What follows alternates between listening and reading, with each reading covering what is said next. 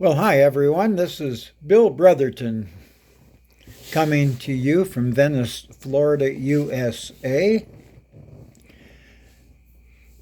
The purpose of this show today, this message is intended for His Holiness, Pope Leo XIV, and also to the association of the Nobel Peace Prize in Oslo, Norway. I'll be sending this message to both places. I think it's important that His Holiness, Pope Leo XIV, should have a strong working knowledge that heaven exists from a scientific point of view.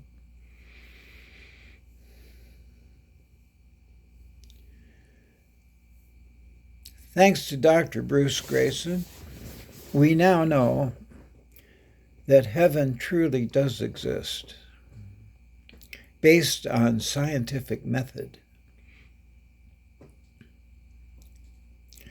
We know, Your Holiness, that when you pass on, you may likely pass through a dark tunnel into God's perfect light. And in God's perfect light, you will be embraced by God. You will meet loved ones there. You will see magnificent things beyond anything you can imagine here on earth. We know that because Dr. Bruce Grayson has developed the study of near-death experiences with his brilliant staff around the world. Thousands of people participate.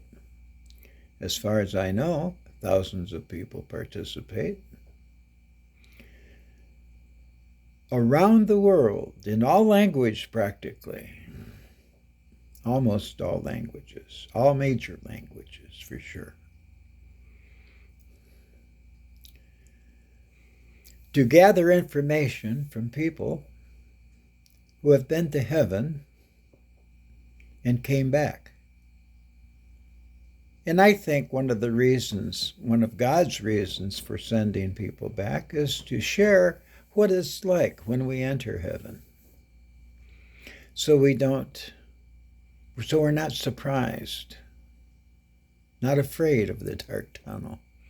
There are places we're afraid of dark tunnels. When we're on our way to heaven, that's not one of them.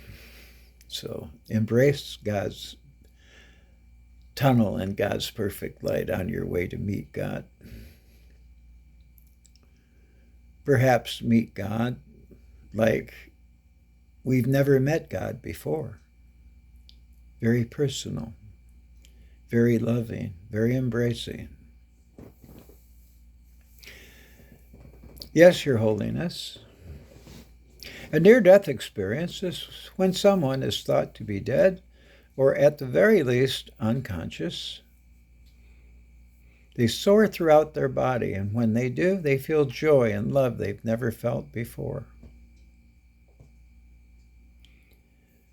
They embrace God and loved ones there. Other spiritual deities, beautiful mansions and visions of gardens and vistas of scenes more magnificent than anything seen here on earth.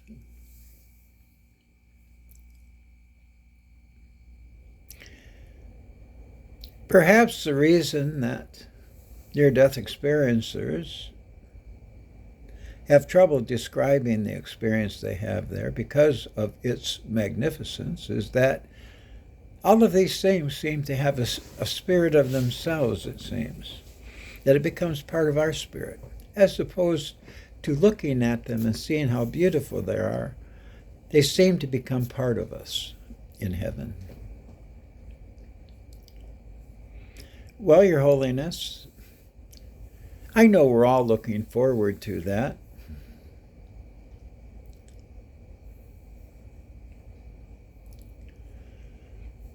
Dr. Bruce Grayson was born an atheist.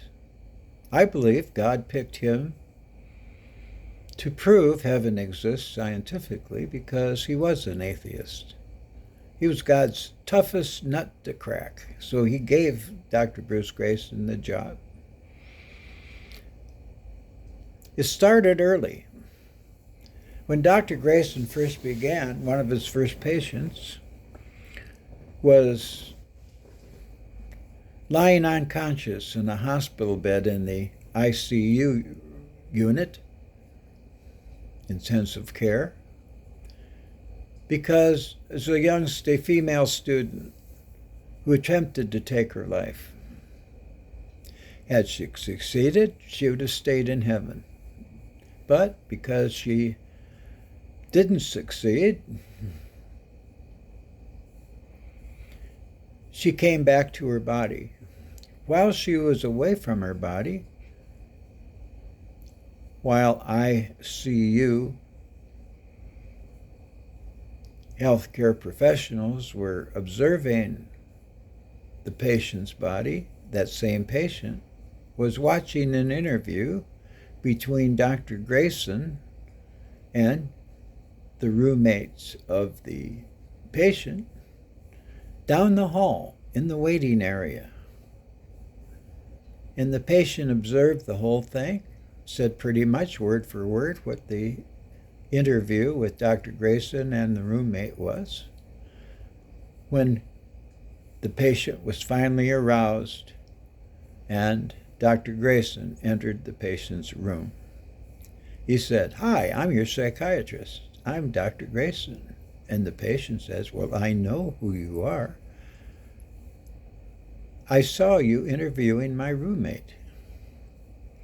And of course, Dr. Grayson knew that wasn't possible because that she was at the same time that he was giving the interview, she was laying unconscious on the hospital bed. The notion that her mind could leave her brain or her spirit could leave her body made no sense to him. Well, in time, as decades went by, that weighed on his mind from that day on. And he picked up bits of information from people who have had near-death experiences until he met Dr. Moody, who was a student of his at the University of Virginia.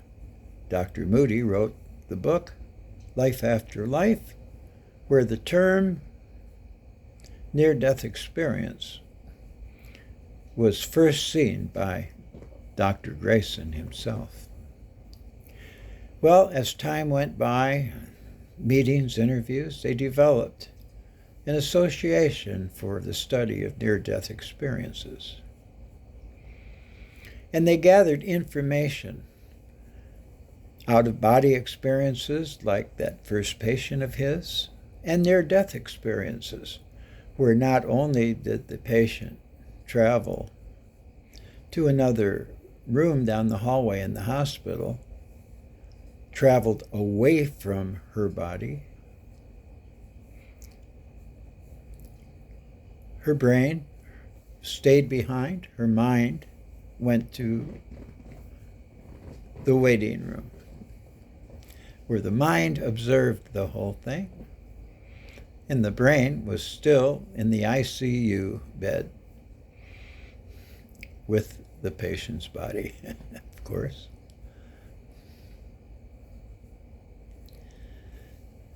And what they found, gathering all these thousands and millions of bits of information from around the world, where it was gathered and sent to the University of Virginia, where Dr. Grayson and his staff would observe it and collect it, make sense of it, and then publish it. And found tens of thousands of people experienced passing through a dark passageway that tens of thousands of people experienced entering God's perfect light, a beautiful, brilliant white light, where God embraced us and our own light that God gave us during the first trimester of our development as an embryo. That's all in the Bible.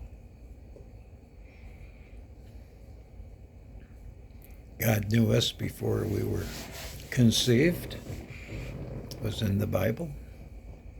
He gave us our spirit at that point, including our brilliant white light, which God later showed to us in heaven when we pass on to the next life. So we carry that spirit that God gives us while we're an embryo. We carry that throughout our lifetime. And when we go to heaven, we realize, hey, I have a brilliant white light, entering God's brilliant white light, embracing God there, God embracing me there, more likely, more correctly.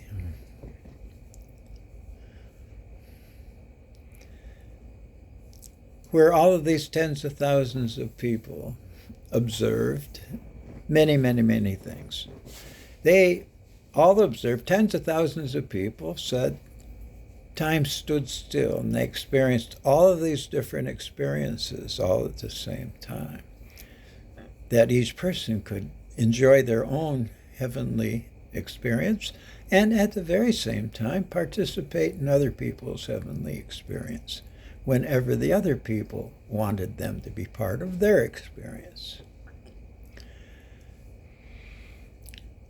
They felt, tens of thousands of people who had near-death experiences felt like they had a good understanding of the whole universe where they never had before.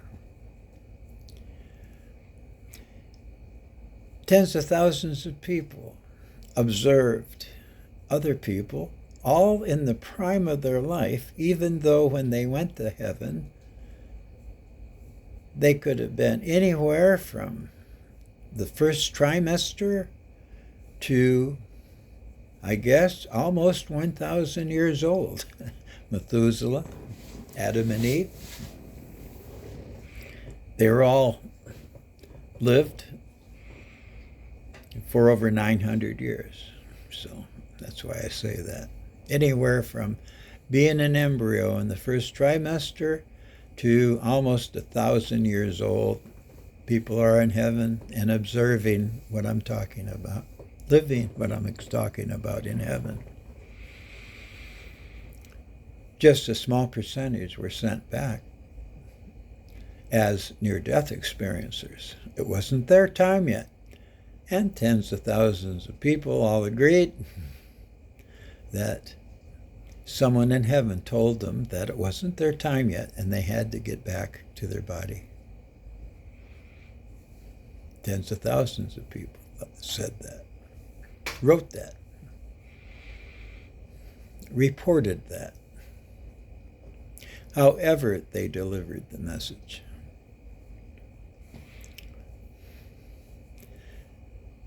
So many other millions of things took place. It's quite evident that it must be real and not a dream, because it's not possible that tens of thousands of people could say and agree that they experienced each one of these things. Now, they didn't all experience all of these things, but tens of thousands of people experienced each one of these things. They may have experienced 10 out of 100 things. They may have experienced 50 out of 100 things. And each one of those things, tens of thousands of people agreed, yes, I experienced that very thing. Needless to say, it's going to take people in the millions to make up tens of thousands of people, each having all of these experiences, or each one of these experiences. So it's evident that heaven exists. So now that we know heaven exists scientifically and spiritually, like Your Holiness, you always knew, I'm hoping that you can share the scientific data to the people who are killing innocent people around the world. Once they know what you and I know about near-death experiences, they'll know that not only heaven is crystal clear scientifically, but then hell must also be true, every bit as evident. Because if heaven is that crystal clear, it makes sense that hell must be as well. So now when we get the soldiers to understand the penalty for killing innocent people, and especially killing innocent people in the name of God, which heretic would certainly fall into that category, then they would know that they would burn in hell for eternity for doing it. That's far, far, far, far, far more damaging and such a much greater penalty than any penalty we can have during our life on earth. We know now we will all make our maker, and we all want to end up on the heavenly side, because the other side is not heavenly. So we need to get the people who are killing innocent people, thinking perhaps that they are doing it in the name of God, but they're not. The Quran specifically said, according to Muhammad, that God said that if you kill innocent people, you will burn for eternity in hell. And at that time, God also said that if you use my name in vain to do that, then the punishment could even be more severe. I can't imagine what could be more severe than burning for eternity in hell, but don't do both. Don't do either. Right, Your Holiness? Don't do any of those things. And repent as fast as you can, and hope you can get understanding from God that when we all pass on to the next life, God will know our heart. Well, let's put our heart in the right place. All you guys, don't kill innocent people anymore, including government leaders who tend to do that very thing, just to stay in power and what have you. The real power isn't on earth. The real power happens after we go to the next life, the heavenly life, or the other side. So I hope you share that message with the world, Your Holiness. And I also hope we can get the Nobel Peace Prize for Dr. Bruce Grayson and his brilliant staff, because when we do, that makes your job, Your Holiness, and my job, little old me, Bill Brotherton, and the job of all my supporters and yours, and of course your supporters, to get the information, this information, to the entire world. So God bless you. God bless all of us. And let's see what we can do about getting all of us to heaven for eternity. Good day. And people, make sure you share this show.